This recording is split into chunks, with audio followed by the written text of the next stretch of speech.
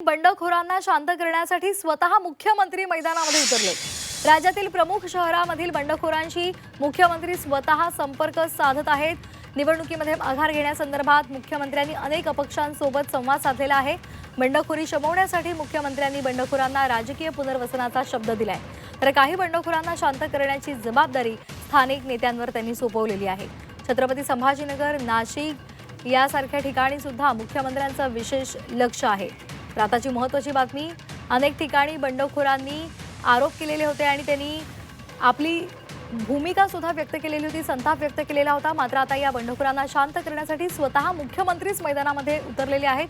अधिक माहितीसाठी आपल्यासोबत जोडले गेलेले आहेत आपले प्रतिनिधी ओम देशमुख। ओम, मुख्यमंत्र्यांनी आता मैदानामध्ये उतरून त्या सर्व नाराजांशी, बंडखोरांशी संवाद साधायला सुरुवात केलेली आहे। काय सध्या या संदर्भातले अधिकचे अपडेट्स आहेत? सगळ्यात मोठी बंडखोरी ही महाराष्ट्रामध्ये भाजपच्या समोरचं आव्हान आहे आणि याच बंडखोरीला थोपवण्यासाठी मुख्यमंत्री देवेंद्र फडणवीस यांनी स्वतः पुढाकार घेतलाय।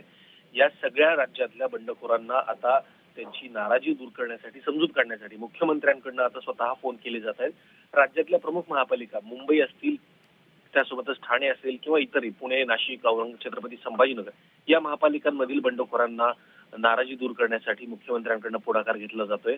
पक्षामध्ये तुमच्या योगदानाची उचित दखल घेतली जाईल, त्यासोबतच इतरही स्थानिक पातळीवरच्या ज्या काही संधी असतात त्या तुम्हाला दिल्या जातील, असं आश्वासन मुख्यमंत्र्यांकडून दिलं जाते।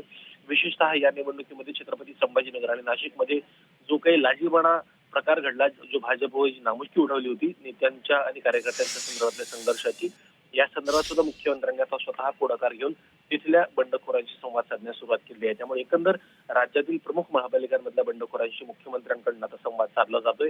या संवादाला यश येतंय का आणि बंडखोरी थोपवण्यामध्ये भाजप यशस्वी होतोय का, हे पाहणं आता खऱ्या अर्थानं महत्त्वाचं आहे। श्वेता, अगदी धन्यवाद ओम, दिलेल्या सविस्तर माहितीसाठी।